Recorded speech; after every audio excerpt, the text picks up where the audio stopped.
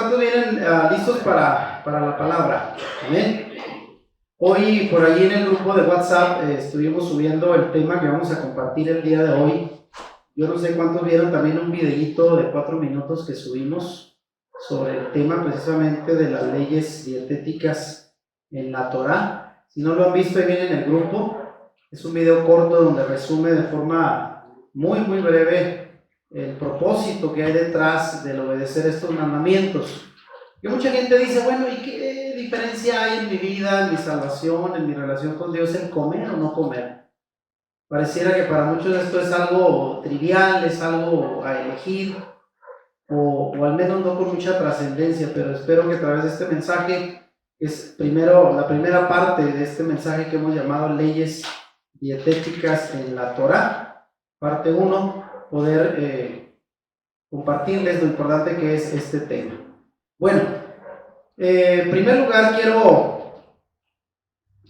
a preguntar cuántos de los que están aquí tienen ya una comprensión más o menos clara sobre este tema, porque dentro del estudio de las raíces hebreas hemos ido entendiendo que había cosas que nosotros no habíamos considerado a fondo y que hoy Dios nos está aclarando, ¿verdad? Y es que el Señor, cuando quiere algo de parte de su pueblo, hermanos, aún estos detalles del qué comer o qué no comer, a Dios le interesan, de verdad. Mucha gente piensa, es que Dios que se va a fijar en lo que tú te vistes y cómo caminas y qué comes y qué hablas. Yo creo que sí.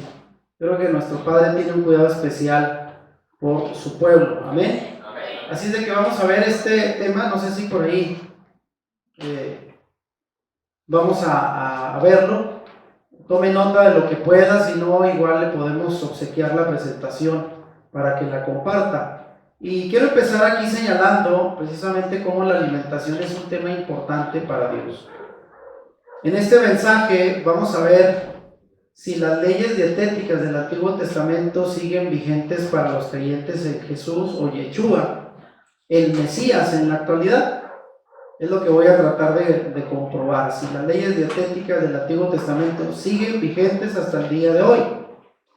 Y el propósito de este mensaje, quiero aclarar también, no es condenar, insultar a aquellos quienes mantienen la enseñanza cristiana tradicional de que las leyes dietéticas de Dios ya están abolidas bajo el nuevo pacto.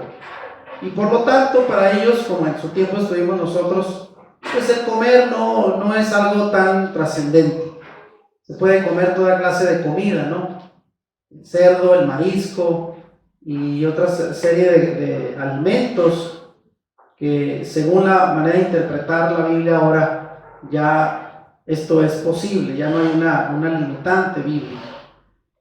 Y bueno, pues el propósito final es examinar algunos pasajes del Nuevo Testamento. Traigo 6, pero solo vamos a compartir 3 porque quiero dejarlos muy claros, y que son pasajes citados comúnmente para apoyar la enseñanza de que las leyes dietéticas y algunas más del Antiguo Testamento ya fueron abolidas, y cómo demostrar que estos pasajes realmente no enseñan lo que la mayoría de los cristianos creen que enseñan.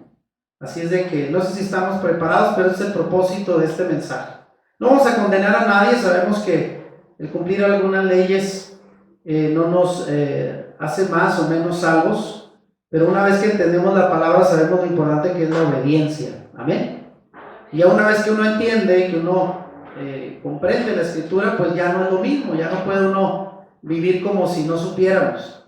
Así es de que esto ya nos lleva a que el entendimiento de la palabra nos compromete más con el Señor. Ahora quiero empezar por algo, miren, que a mí me pareció importante sobre el tema de la comida.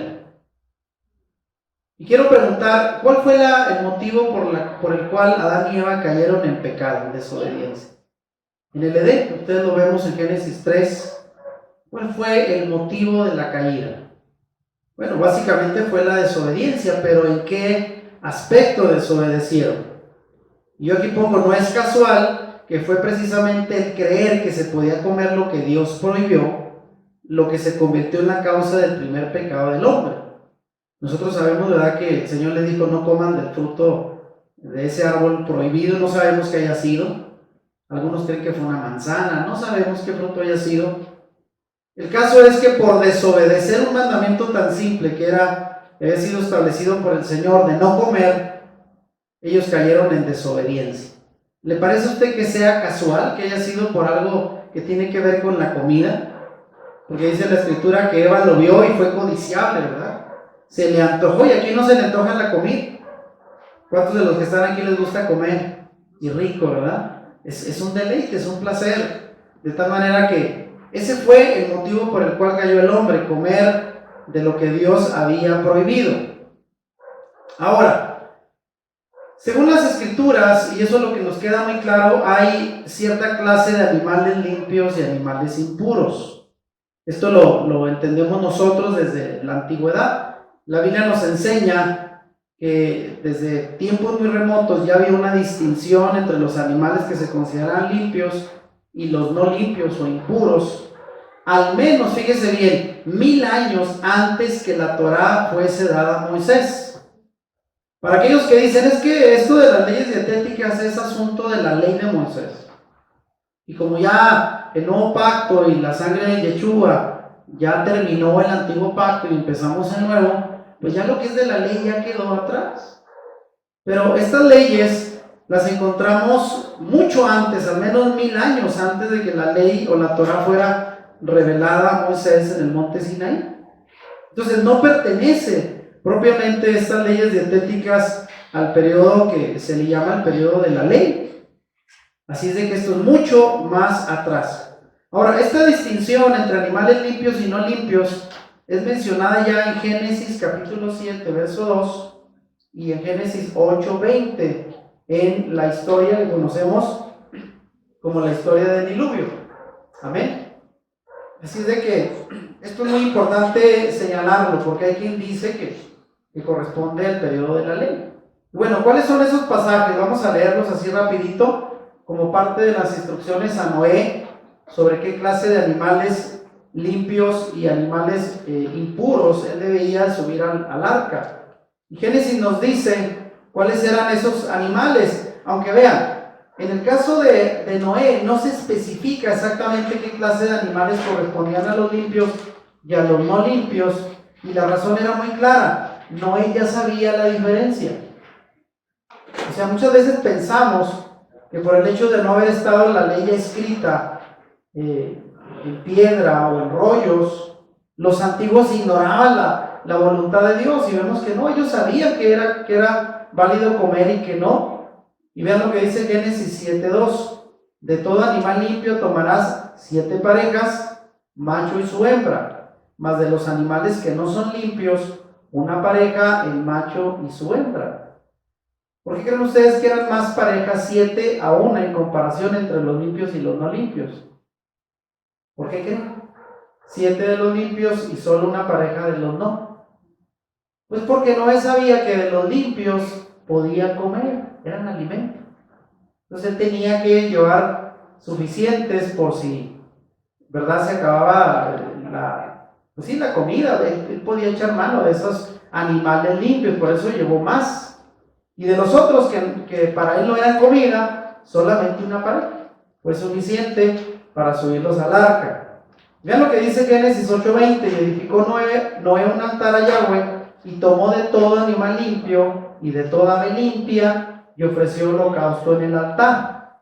Él también sabía que para ofrecer una ofrenda tenían que ser animales limpios.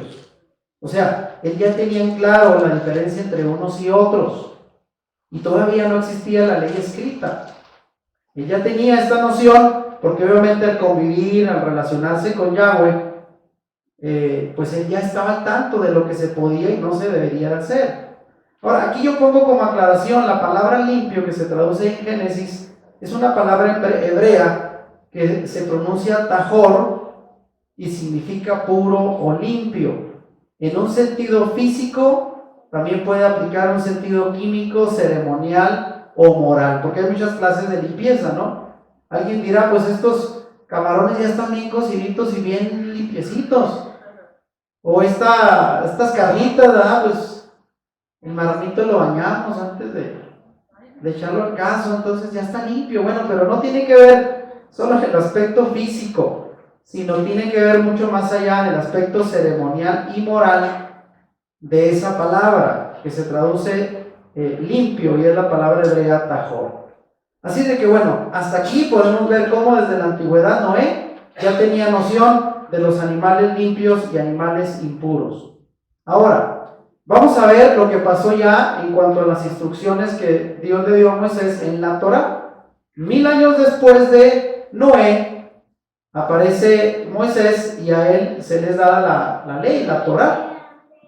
Vamos a ver cómo Yahweh mencionó en gran detalle, ahora sí, en gran detalle, y enumeró cuáles animales eran limpios, como hoy los judíos le llaman comida kosher, o sea, aptos para el consumo humano, y cuáles no eran limpios, y los no limpios o no kosher no son aptos para el consumo humano. Y ahí es donde por ahí leíamos esta semana una prédica, veíamos, donde se dice, la comida no kosher o impura ni siquiera era considerada alimento para el pueblo de Dios. Como si yo le dijera, oye hermano, ¿no se le antoja? ¿Qué prefiero, unas donitas con café o vamos ahí a las ponchadoras, compramos unas llantas y nos las comemos, ¿no? Pues son redondas, igual se parecen. Me van a decir, oiga hermano, pero pues una llanta no se come, no es comida. Eso ni siquiera cabe en mi mente, ¿verdad? Bueno, exactamente, porque para ellos la comida impura ni siquiera se consideraba alimento. El alimento era solo la comida autorizada, la comida kosher, la comida limpia. De tal manera que en Levítico 11 es dedicado todo un capítulo, usted lo puede leer en detalle, Levítico 11 es dedicado todo un capítulo en la Torá para hablar de lo que se podía y no se debía comer. Hay instrucciones precisas. Que si tenías camas, que si tenía pezuña hendida, que si rumiaba, o si... Eran muchas las cosas que se deberían de considerar para descartar lo que no era puro según el concepto de ¿quién? De Dios. No era criterio de Moisés, ni son leyes que establecieron los sacerdotes, fueron mandatos directos de parte de Dios.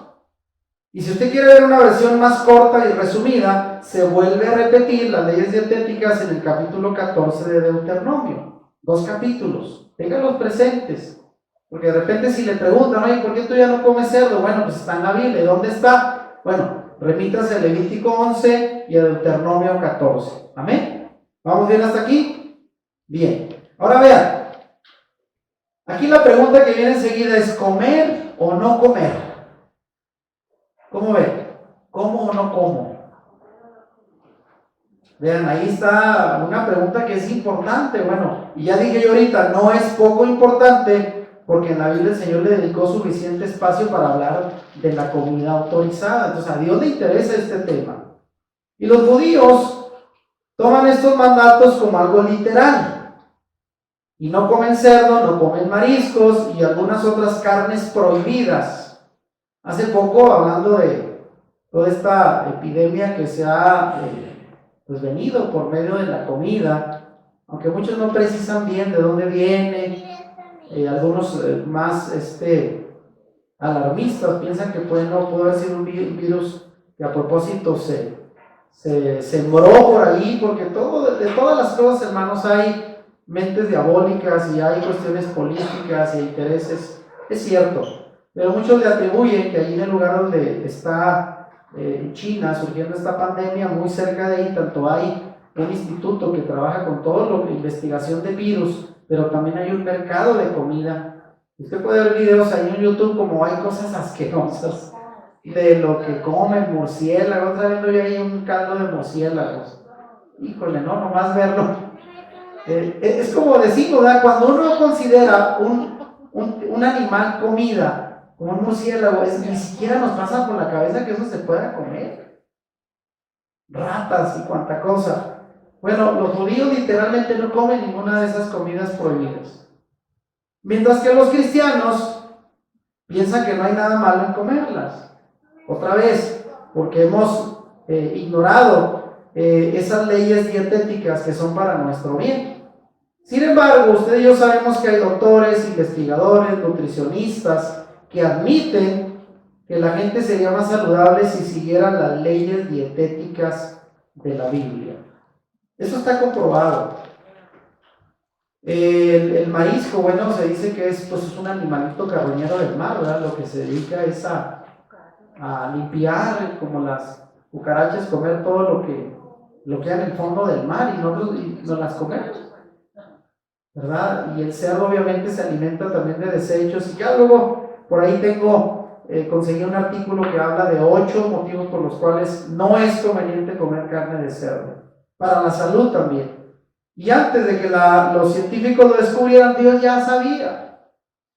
Siempre hemos querido pensar que las leyes de Dios son para limitarnos, para ponernos el pie encima. Y no, las leyes de Dios siempre son para nuestro bien. Nos conviene obedecerlas, nos conviene acatarlas. Así de que en esto del alimento es un ejemplo de cómo los cristianos tradicionales, bueno, descartan estas leyes, mientras que los judíos, el pueblo de Israel, toman muy en serio las leyes respecto a la comida. Así de que, ¿cómo ve al cerdito? ¿Verdad? Pues no cabe dentro de la dieta según la Biblia. Muy bien. Ahora, la pregunta aquí es, desde luego en este mensaje, ¿siguen vigentes las leyes dietéticas de la Biblia? ¿Usted qué opina? Bueno, estamos de acuerdo que sí. Aunque para la gran mayoría de cristianos las leyes dietéticas ya no son vigentes, y sobre todo voy a empezar aquí a presentar algunos de los argumentos que el cristianismo tradicional ha tomado para justificar que estas leyes ya no aplican.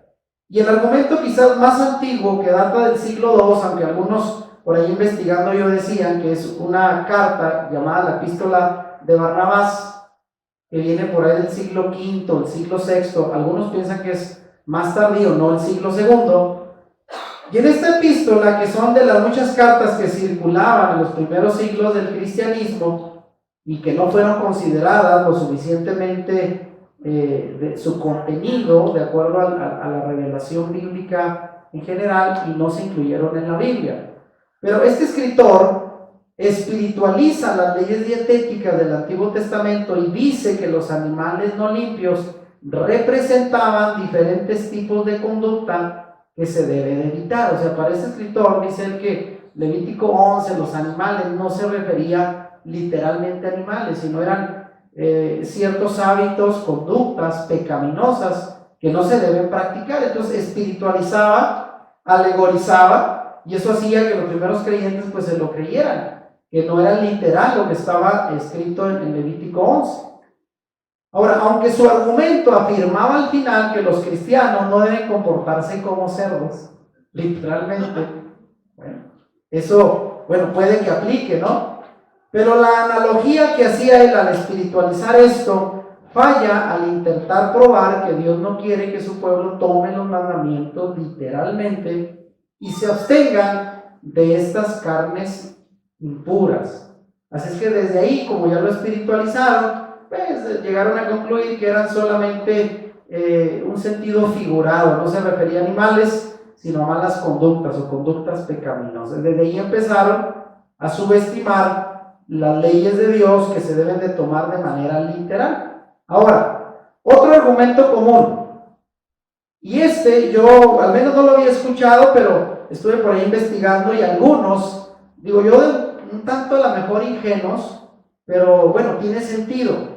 Otro argumento, existe la idea de que originalmente Dios dio las leyes dietéticas porque las personas en la antigüedad no tenían forma de refrigerar los animales, y pues por lo tanto se echaban a perder y eran dañinos para la salud.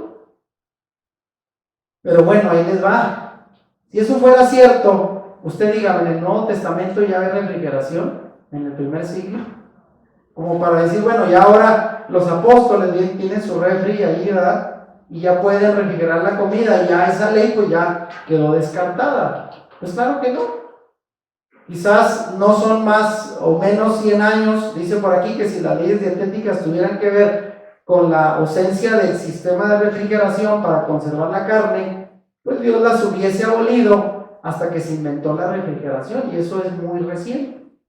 Entonces nada tiene que ver con eso, es una idea que también por ahí ha circulado, ¿verdad? Que Dios prohibió esto porque no había forma de conservar o refrigerar la carne. Aunque debe usted saber que uno de los principales conservadores, y es antiguísimo, ¿cuál es?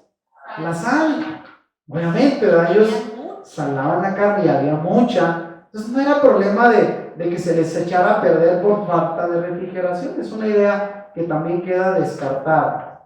Ahora, analizando los pasajes del Nuevo Testamento, hay al menos 6 textos o pasajes del Nuevo Testamento que dan la impresión, oiga bien, la impresión pareciera de que Dios a través de esos pasajes señala que ya fueron abolidas las leyes dietéticas del Antiguo Testamento.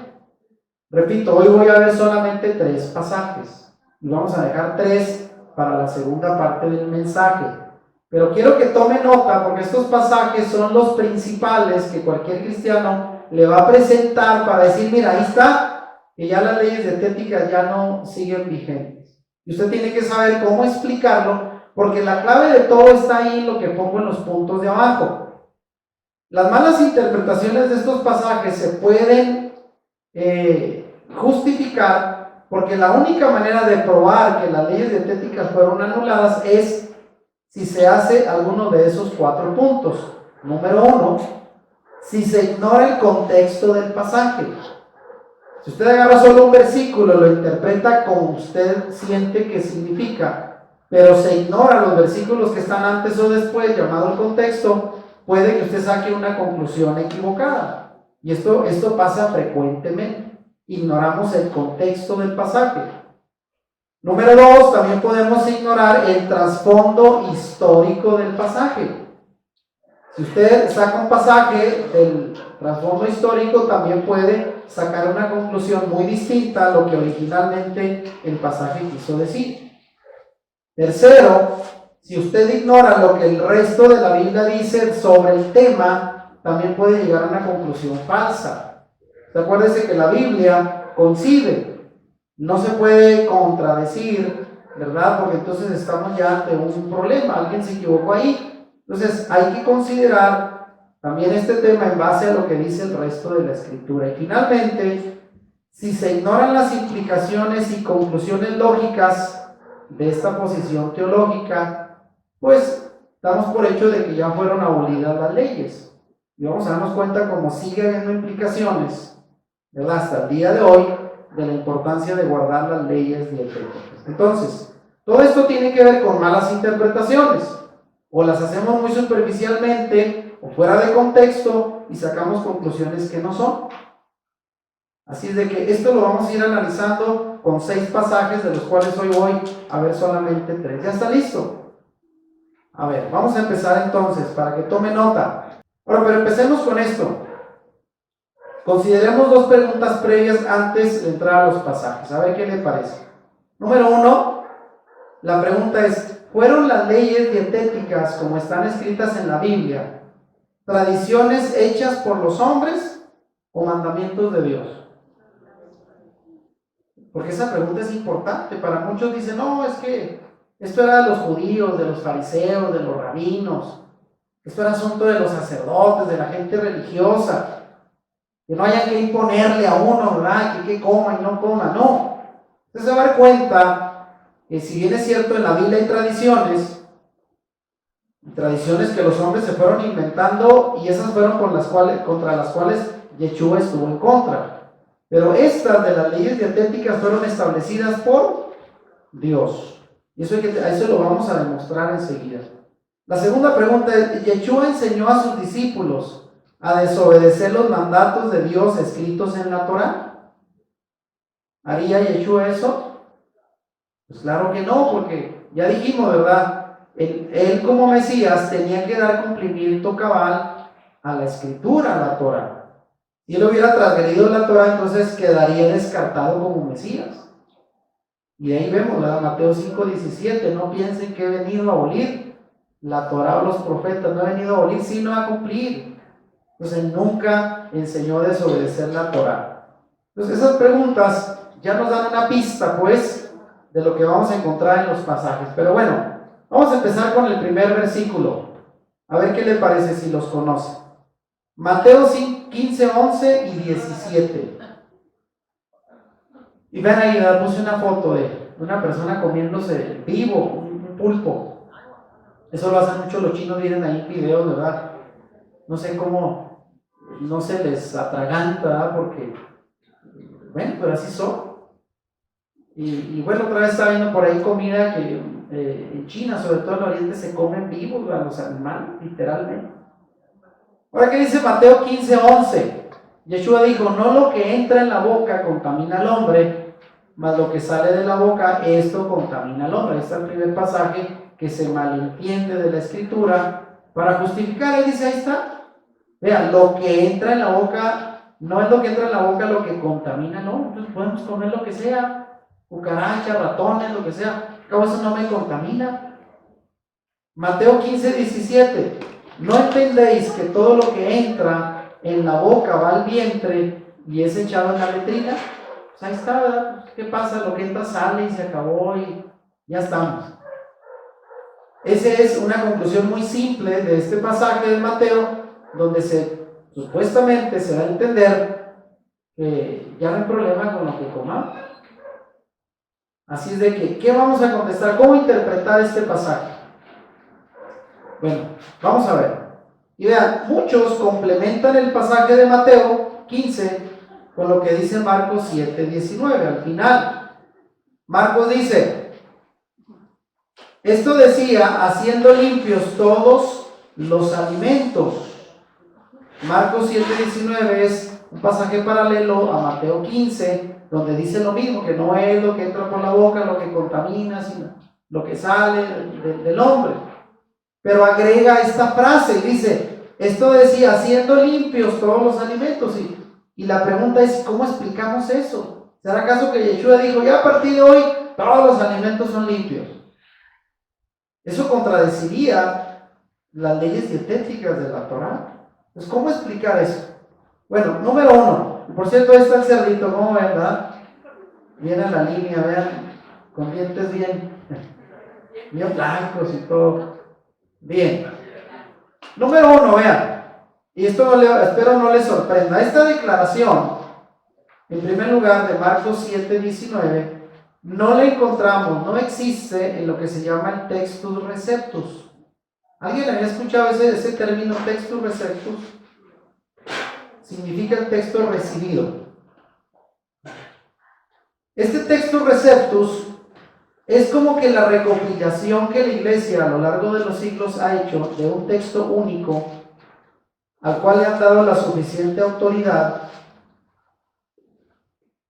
y sobre todo en los últimos 100 años para todas las traducciones que se hacen de la Biblia se toma en cuenta el Textus Receptus. ¿Y qué es un Textus Receptus?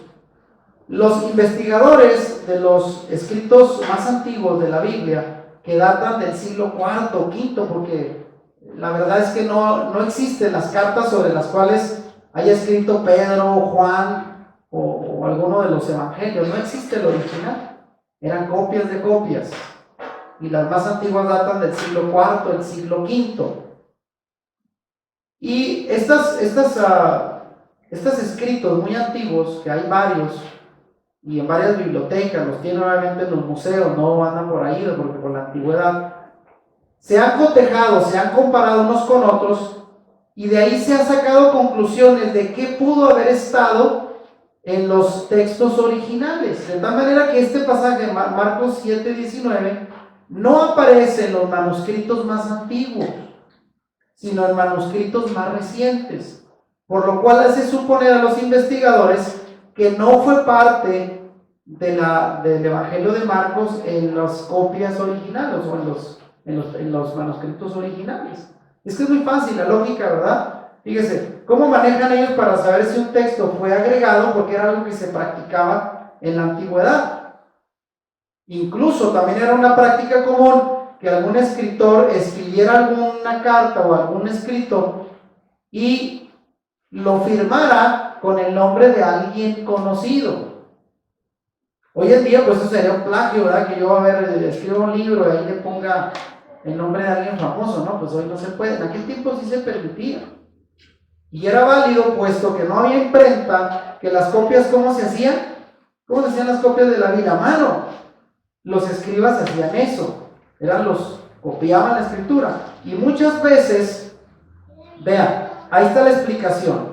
que Marcos 7:19 es muy probablemente un agregado posterior, porque estas palabras fueron lo más probable un comentario que algún escriba escribió en el margen del texto. Lo que pasa es que ellos al escribirla, al copiar las escrituras, las escribían, pero a veces en el margen, como muchos hacen hoy en una Biblia, ¿verdad? Por ahí en la esquinita usted le pone una nota, un comentario. Ellos también lo hacían, pero con el tiempo podía estar tan cerca de lo que escribían que lo incluyeron como si fuera original. Algunas veces los escribas lo hacían por accidente, poniendo esas notas al margen, o deliberadamente. De tal manera que se incorporaron esos comentarios propios al margen del texto. Así esta declaración aparece solamente en los textos más cercanos en el tiempo y no en los más antiguos. De tal manera que esta sola manera de evaluar, si no aparece en los escritos más antiguos, lo más probable es que no fue parte del texto original, sino un comentario posterior agregado como parte del trabajo de un escriba o copista. ¿Lo está entendiendo? Ahora, fíjese bien, otro ejemplo, otra evidencia de este mismo pasaje es que no aparece ni en el Textus Receptus ni en la versión del oso, que es la versión Reina Valera como la nuestra, pero de 1569. En esa versión antigua, ya en el español de 1569, no aparece esa frase final de Marcos 7:19. Entonces, lo más probable es que fue un agregado, ¿verdad? Que surgió posteriormente. ¿Lo estamos entendiendo? Ahora, en esas versiones antiguas no dice nada acerca de esa frase que él declaró limpios todos los alimentos. Y eso se entiende porque esa frase, esa sola, no coincide con el resto de la escritura. Pues ahí dice uno, ¿qué pasó, verdad? O todo el Antiguo Testamento está mal, o esa frase no es de ahí. Y esta es la conclusión más probable. Ahora, vamos a ver también el contexto, porque no nada más hay que quedarnos. Si alguien dice, oiga, entonces usted piensa que eso no estuvo en la Biblia originalmente y no lo cree, también hay manera de explicar el pasaje a través del contexto. ¿Y qué es el contexto? Lo que está antes y después del versículo. Y eso también nos da mucha luz. Ahora, en los versículos anteriores vemos a Yeshua, vean, porque aquí está el tema principal de la conversación de ese pasaje. Yeshua aparece reprendiendo a los escribas y fariseos por desobedecer los mandamientos de Dios. Y vean, Mateo 15:3 dice de la manera siguiente: ¿por qué también vosotros quebrantáis el mandamiento de Dios por vuestra tradición? Entonces, ¿cuál era lo que el Señor estaba refutando a los escribas y fariseos? Ellos se apegaban más a las tradiciones rabínicas que a lo que estaba escrito en la Torá. Ese fue el reclamo de Yeshua. De tal manera que la controversia no era si el puerco se debía de considerar comida kosher o no, lo cual para un judío era claro que no. La controversia, ¿dónde radicaba? La controversia fue iniciada cuando los escribas y fariseos criticaron a los discípulos de Yeshua por comer con las manos sucias. Ese fue el tema del debate. ¿Por qué tus discípulos comen sin lavarse las manos? Y usted dirá, bueno, pues es bueno lavarse las manos, sí. Hoy en nuestro tiempo es pues una norma higiénica. Pero la pregunta es, ¿dónde aparece en la Torá que eso era una ley? ¿Ha encontrado un pasaje donde diga, tienes que lavarte las manos para comer? No está en la Torá. Era parte del Talmud, o lo que eran los comentarios rabínicos, y eso era tradición de ellos. No era ley de Dios, ¿lo está entendiendo? Entonces ahí empezó la controversia. De tal manera entonces, que ese pasaje ni siquiera tiene que ver con qué alimentos eran limpios o no. Tiene que ver con que si los alimentos se hacían puros o se conservaban limpios, si se lavaba usted o no las manos. Más bien era otro el tema. Ahora, por eso yo le pongo aquí en esta lámina: ¿debemos obedecer el Talmud o la Torá? ¿Qué es lo que nos corresponde como creyentes? La Torá. Los fariseos creían, fíjense, ahí está el porqué, muchas de sus tradiciones se desprendían de creencias, algunas de ellas un tanto supersticiosas. Por ejemplo, los fariseos creían que Shivia era un espíritu maligno que se pegaba en las manos por la noche, y este espíritu tenía que ser sacado antes de comer para no contaminar la comida, y obviamente pues había que lavarse las manos. A lo mejor fue el primer microbio que ellos detectaron, ¿verdad? Pero lo llamaban un espíritu maligno, un demonio. Así creían ellos. Entonces hay que lavarse las manos, porque si no se contamina el alimento. Esas eran creencias judías acerca del lavamiento de las manos, y estaban establecidas en el Talmud, no en la Torah. No aparecen en la Torah, en el Talmud. ¿Y qué es el Talmud? Es una obra que recoge principalmente las discusiones rabínicas sobre leyes judías, pero son tradiciones rabínicas, no son la ley de Dios. ¿Lo entendemos? Entonces, en el Talmud, los rabinos tenían estas creencias, por eso es que entraron en controversia a ver que los discípulos no se lavaban las manos. Ahora, ¿qué hizo Yeshua respecto a esto? Bueno, Yeshua rechazó la tradición rabínica. De tal manera que la supuesta declaración de Yeshua, donde dice declarando todos los alimentos limpios, si es que fue de Yeshua, todavía vamos a darles el derecho a la duda, ¿no? Que alguien diga, oiga, y si eso fue original, si eso fue palabra de Yeshua, que ya lo vimos que no aparece en textos antiguos. Si así fuera, solo aclararía que el alimento kosher o limpio no se convierte en impuro si es comido con las manos sucias, porque el alimento que es declarado limpio por Dios es limpio. ¿Y ese alimento? Entonces, en ese sentido, podemos entender declarando limpios todos los alimentos que ya son limpios por la Escritura. ¿Sí lo entiendes? Si así fuera ese versículo, así se debería de entender. Yeshua se opuso a la tradición rabínica que decía, fíjense, ¿qué decía la tradición? Según ellos, quien quiera que coma pan sin lavarse las manos es considerado haber comido pan inmundo por sus creencias y sus tradiciones, pero eso no está en la Torah, está en el Talmud, afirmando, pero el comer con las manos sin lavar no contamina al hombre. Eso fue lo que al final concluyó Yeshua. Entonces, si te lavas las manos o no, no hace ningún cambio en la comida limpia que te estás comiendo. ¿Sí me explico? Ahora, si usted se come una comida impura, aunque se lave 100 veces las manos, no la va a hacer limpia. Así es que ese es el problema. Amén. Ese es el problema. Y si se come una comida limpia, bueno, se olvidó lavarse las manos, no pasa nada. El Señor dice que es limpia y es limpia. ¿Lo estamos entendiendo? Pues queda claro ahí. Ahora, con esto quiero también aclarar que Yeshua no rechazó la Torah. Porque siempre que el Señor se manifestaba en contra de alguna tradición rabínica, la gente piensa que estaba rechazando un precepto de la Torah, y no, ya entendimos que hay ley escrita, que era la Torah, y la ley oral, que era la tradición de los rabinos, o llamado el Talmud. Era otra cosa distinta. Entonces, en conclusión de este pasaje, el problema no era si el cerdo o el marisco era limpio o no, si era comida kosher o no. Esto ya era claro en la Torah. Es más, y aquí vuelvo a enfatizar, esto ni siquiera eran considerados comida.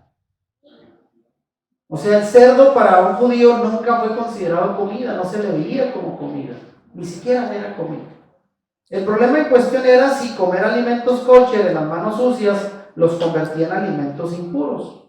Yeshua, un judío observante de la Torah, no hubiera considerado el cerdo o el marisco como comida nunca, porque no iba a estar o contradecir la Torah.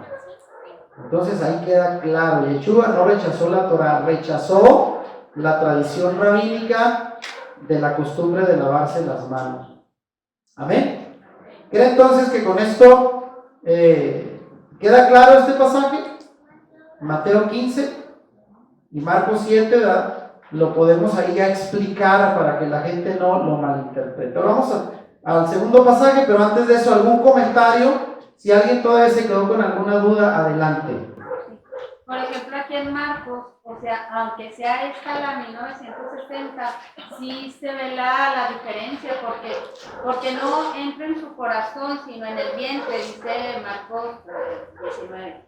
Y sale la letrina, ¿verdad? Lo que contamina el hombre. Y esto decía, siendo limpios todos los alimentos. Ese es un agregado. Esto no lo está diciendo ya Yeshua. Aunque esté en nuestra Reina Valera, así 1960, sí se ve la diferencia. Esto decía siendo limpios todos los alimentos. ¿Quién lo puso ahí? No es un agregado. Es un agregado, aquí se nota. Nada más que antes no lo veíamos. Bueno, vean, ahora alguien dirá, oye, hay un agregado, eso no contamina la escritura. Bueno, en aquel tiempo era una costumbre. Que el día de hoy diríamos, eso es una alteración, ¿verdad? ¿A quién demandamos? ¿No? O sea, en aquel tiempo era parte de lo que se podía pasar algún comentario, agregado después podía al final considerado ser parte de la escritura, pero ahí lo aclaramos. Ahora, hasta aquí vamos bien. Levanten la mano quienes entendieron el primer pasaje. ¿Quedó claro? Bien, vamos con el siguiente. Ahora, fíjense bien, ¿cómo interpretar Hechos capítulo 10 del 11 al 14? ¿Y qué dice este pasaje? Lo voy a leer aquí.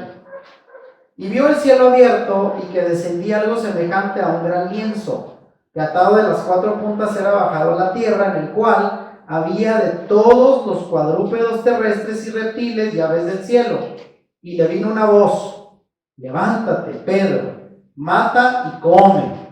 Entonces Pedro dijo: Señor, no, porque ninguna cosa común o inmunda he comido jamás. Vean, ahí vemos cómo en esta visión de Hechos capítulo 10 antecede la visita de los 2 soldados que mandó ¿quién? Cornelio, el centurión, a buscar a Pedro, porque la visión había sido para Cornelio: haz traer a Pedro, ¿verdad?, de la casa de Simón el curtidor, para que te hable la palabra. Y Cornelio era un gentil, no era un judío de nacionalidad, pues de sangre. Ahora, ¿cómo entendemos esta visión? Porque se ha prestado también mucho para decir, miren, ahí está el Señor diciéndole a Pedro: comen de todos esos animales cuadrúpedos, había cerdo y había aves y había de todo ahí. Pues el Señor dijo que se los comiera porque ya estaba autorizado. Pero también vemos cómo Pedro dice: no, fíjense, él no quiso, dijo: yo nunca he comido esas cosas. Ahora, ¿cómo lo interpretamos? Bueno, el mensaje de la visión fue que Dios estaba declarando limpios no los alimentos, sino a los gentiles a través de la fe en el Mesías. Era otra la interpretación, aquí sí no era literal, no se refería a los cuadrúpedos, ni las aves, ni los reptiles. Era un simbolismo para hacer ver que de esa manera, entendemos en el Antiguo Testamento que los gentiles se les tenía como animales. O sea, en un estatus muy bajo, casi así como un animal. Entonces, de alguna manera el Señor tenía que darle a conocer a Pedro, quien tenía muy arraigados sus prejuicios. Y obviamente, si no hubiera sido por esta visión, ¿usted cree que si hubiera llegado los servidores de Cornelio, mira, el centurión romano quiere que vayas, entres a su casa y le prediques, ¿usted cree que él hubiera querido ir?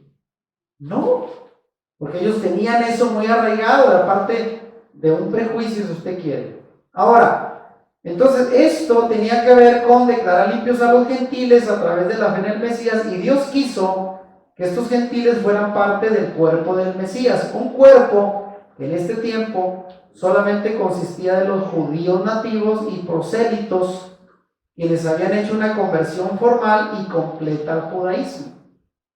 De tal manera que esto tenía que ver con los prejuicios de los judíos contra los gentiles y no con comida. Este pasaje no lo podemos tomar para justificar que se puede comer toda clase de animales.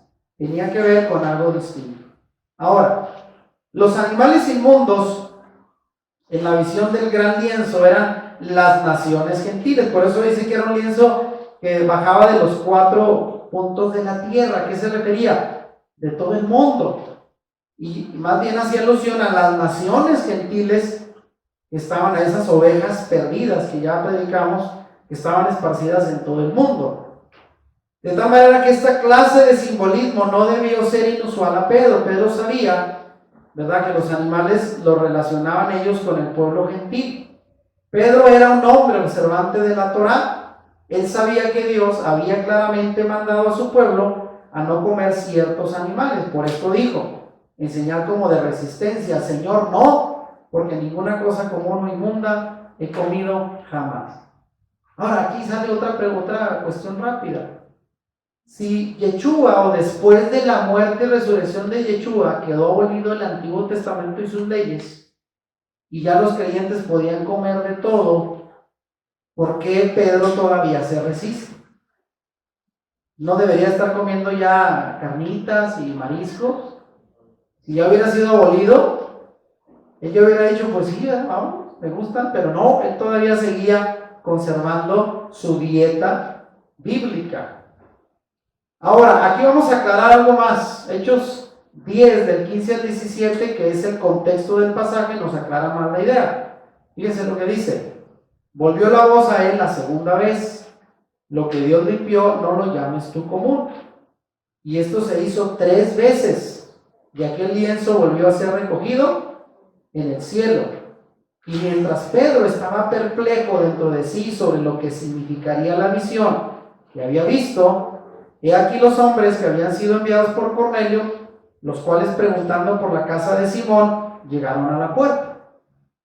O sea, justo cuando él termina la visión y todavía está como que dándole vueltas, ¿qué significará? ¿Qué me quedará decir Dios con esto? Llegan de parte de Cornelio los 2 emisarios. Ahora, ¿cómo lo entendemos?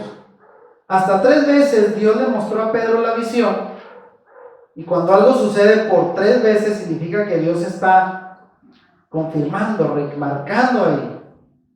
Y Pedro aún no terminaba de comprender, ya que no iba a concluir que Dios le estaba ordenando literalmente ir en contra de la misma Torá y sus mandamientos comiendo alimentos impuros. Él nunca dijo, ¿será que Dios ya me está ordenando que coma comida impura? No, eso no sucedió.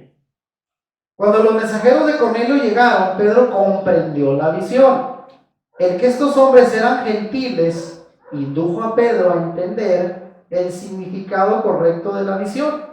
Y al final lo confirma en Hechos 10:28, cuando dice: pero a mí me ha mostrado Dios que a ningún hombre llame común o inmundo. ¿Y cómo se lo mostró? Pues con la visión que acababa de tener. O sea, él mismo le dice a los enviados, dice: ¿sabían ustedes que a un judío no se le permite ir y entrar en casa de un gentil? Cuando llega con Cornelio y dice: yo no debería estar aquí, pero Dios hoy me acaba de mostrar mediante la visión que no llame común o inmundo lo que él ya ha santificado. ¿Y quién era lo que él había santificado? No se refería a alimentos impuros, se refería a los gentiles. Amén. Entonces esto tiene que ver. Ahora, finalmente, de este pasaje, la explicación de Pedro aclara que la visión era para interpretarse en sentido alegórico y no literal. Pedro fue inteligente en saber que Dios no lo mandó a hacer algo que las escrituras claramente prohíben: comer comida impura. Pedro entendió que la visión no tenía nada que ver con un cambio en las leyes dietéticas, con una forma de Dios para mostrarle a Pedro su intención de injertar a los gentiles dentro de la ciudadanía de Israel a través de la fe en el Mesías de Israel. Y por cierto, cumplir las mismas leyes. Amén. Entonces ahí está. Entonces ahora nosotros venimos del pueblo gentil, al igual que Cornelio, a ser parte del pueblo de Israel. También aplican las leyes para nosotros. Amén. ¿Cuántos dicen amén? Así es de que este es el verdadero significado de este pasaje. Ahora vamos a ver el tercer pasaje. Llevamos 2. Mateo 15 y Hechos capítulo 10. ¿Los vamos entendiendo hasta ahorita? ¿Sí? Si hay alguna pregunta o comentario, a ver, sobre este segundo pasaje, es el momento. Tina. Bueno, lo que mencionaba aquí, que descendió 3 veces el lienzo, que es como la forma que Dios usaba para reafirmar algo. ¿Sí? Y también dice aquí en el versículo 19 que aquí 3 hombres que buscan. O sea, yo lo relaciono con que eran también 3 hombres que iban a llegar a buscar a pero Bueno, también coincide. aparte coincide con eso, no sé si se refería a eso también, no era nada más la afirmación. Bueno, también, no lo había notado, pero también.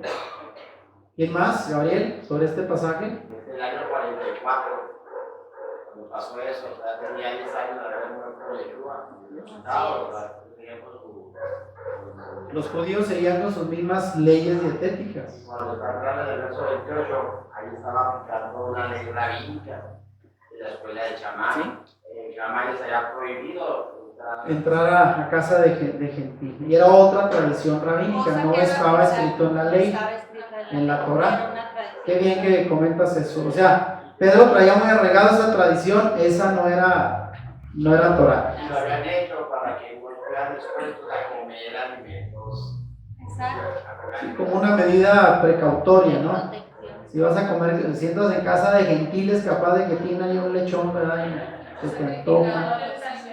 Sobre O todo comes algo sacrificado a los ídolos. Bueno, eran medidas precautorias. Entonces él tenía bien arraigado, yo no debería estar aquí, dijo. Pero sin embargo Dios me cambió el punto de vista con esta visión. Y él entendió. El significado no era comida, era lo que Dios había limpiado, era el pueblo gentil para poder entrar como casa de Israel.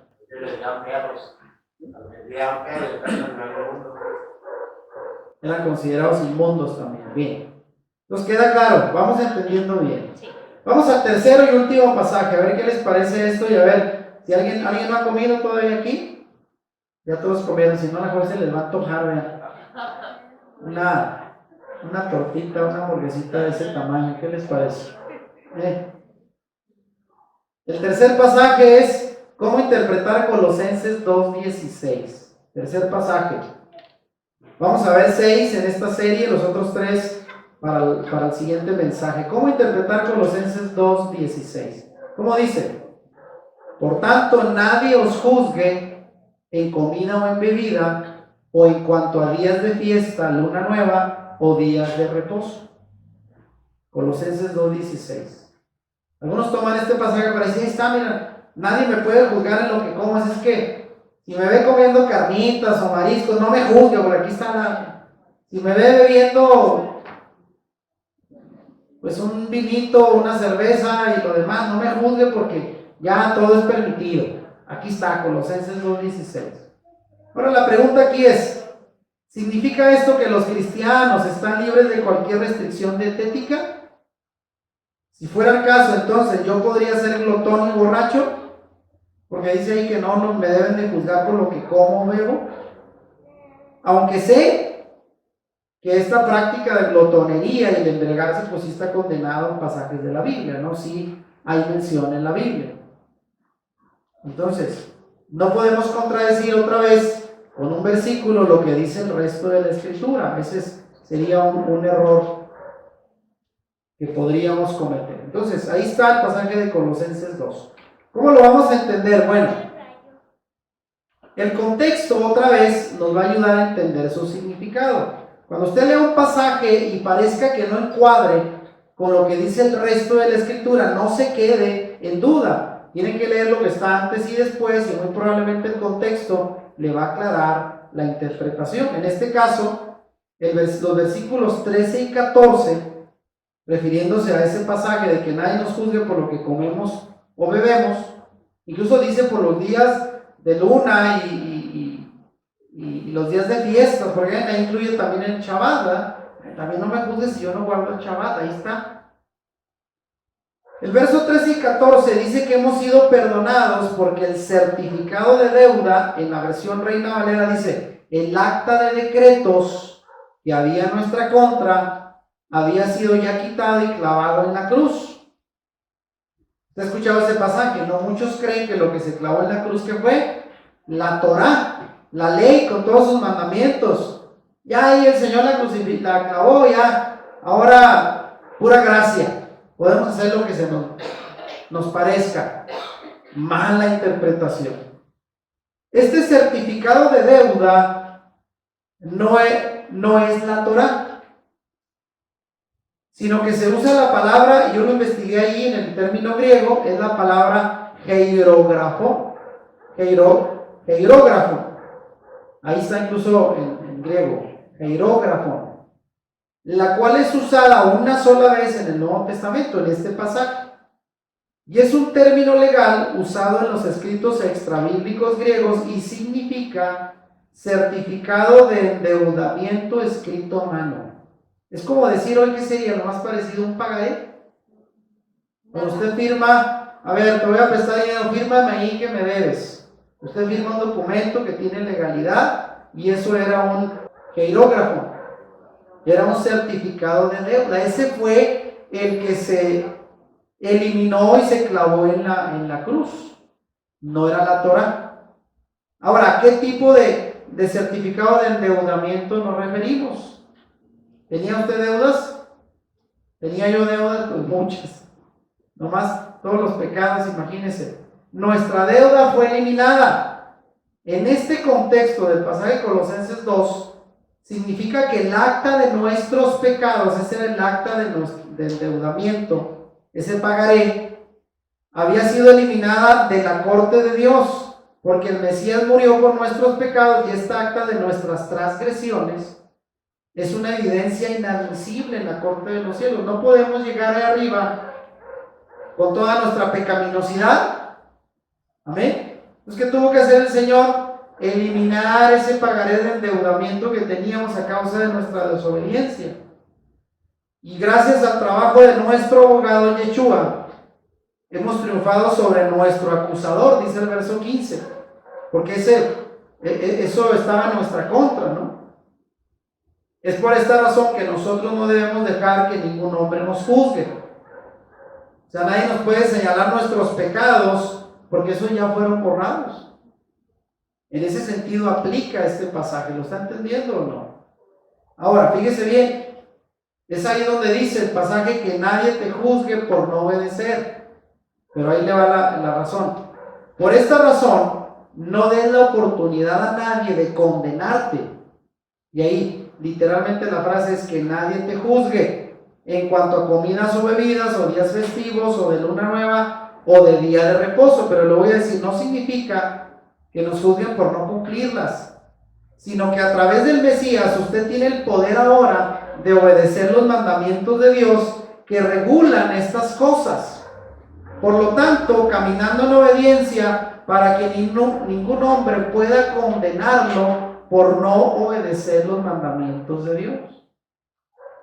Entonces, más bien ahí la escritura es que nadie te juzgue por no cumplir con los mandamientos de Dios en cuanto a comidas, bebidas, días festivos y lo demás. Ahora, ¿quién podría ser el que viene a juzgarnos en cuanto a estos preceptos? Vean, otra vez, que no te condene el hombre.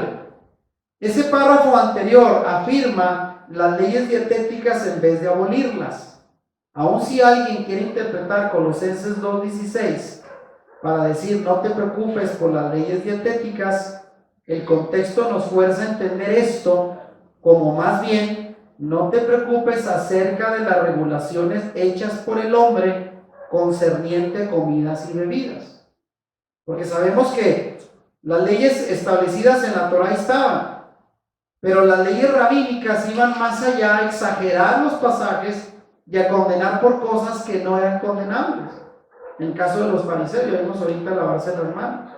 Entonces, ahora, ¿qué clase de regulaciones humanas son en contra de las cuales se expresa la Biblia? Bueno, en este pasaje de Colosenses, fíjense, no es casual, en el mismo capítulo 2 tenemos al menos 4 versículos que hacen referencia a distintas regulaciones hechas por el hombre, de las cuales debemos de escapar y que no nos juzguen por ellas.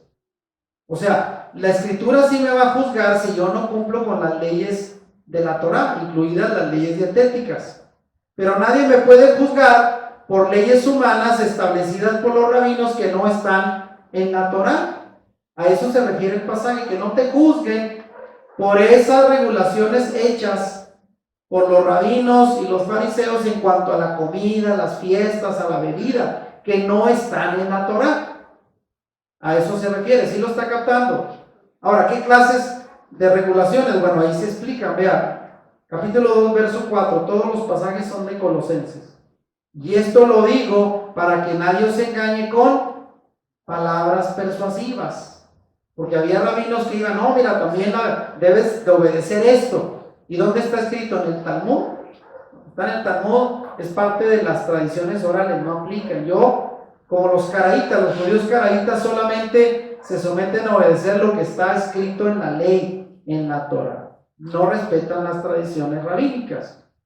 Y luego dice verso 8, mirad que nadie os engañe por medio de filosofías y huecas sutilezas según las tradiciones de los hombres. Ya no dice según la Torah, tradiciones de hombres. Por tanto, nadie os juzgue, verso 16, nadie os prive, verso 18. ¿Por qué? Como si vivieses en el mundo, os sometéis a preceptos tales como, y ahí los menciona. Entonces, hay que entender que aquí a lo que se refiere finalmente Colosenses es que no debemos ser juzgados por criterios humanos en cuanto a comida o bebida. A eso se refiere, no a los preceptos bíblicos. ¿Vamos entendiendo? Bueno, en definitiva y en resumen, no debemos de dejarnos regular por regulaciones humanas. Y por cierto, vean, en la Nueva Biblia Internacional, en la NBI, no sé si alguien trae esa versión, generalmente usamos Reina Valera, pero la Nueva Versión Internacional reconoce que todos estos versos del capítulo 2 de Colosenses están hablando no acerca de los mandamientos de Dios sobre la comida, sino acerca de las regulaciones humanas. Y de hecho, en la Nueva Versión Internacional titula esa sección, ese párrafo, bajo el nombre de libertad de regulaciones humanas a través de Cristo. O sea, dice, estos son puros preceptos humanos, no te dejes regular por ellos, porque no aplica. Ya nuestra carta de endeudamiento ya fue abolida clavándola en la cruz de Yeshua, entonces ya no podemos ser juzgados por hombre. Amén. Esa es la conclusión. Ahora, Pablo lidiaba en ese tiempo con maestros que estaban imponiendo regulaciones humanas. Pablo no estaba diciendo que las leyes de la Torah de Dios no eran importantes. Y aquí incluso vean el comentario, la palabra ley, refiriéndose a la Torah, ni siquiera aparece en esta carta. O sea, Pedro no estaba refiriéndose a la Torah, sino a los preceptos humanos. Entonces, vamos a llegar hasta aquí. Con todos estos pasajes y la siguiente serie que vamos a predicar, yo espero que podamos tener bien en claro el tema de las leyes respecto a la comida. Y es ahí donde espero estas enseñanzas ayuden a compartir que no es un asunto religioso ni de necedad, porque la gente dice, ay, ustedes los religiosos hasta con la comida se meten. No, no es cosa nuestra, son leyes divinas. Y otra vez son por nuestro bien. Si te gustó este video, dale like y compártelo con tus amigos. Suscríbete a nuestro canal si no lo has hecho y activa la campanita para que YouTube te avise cuando subamos nuevos videos. Bendiciones.